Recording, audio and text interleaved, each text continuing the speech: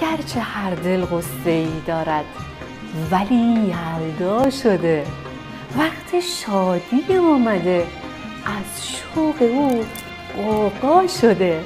سرخی یاقوت و شهد حافظ شیرین سخن، شور و شوقی آریایی در دلم برپا شده.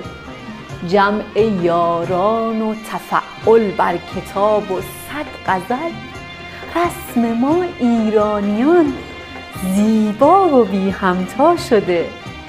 شکر ایزد عمر مهلت داده یک بار دیگر، تا که چشمانم به دیدار شما بینا شده. یلداتون کلی مبارک.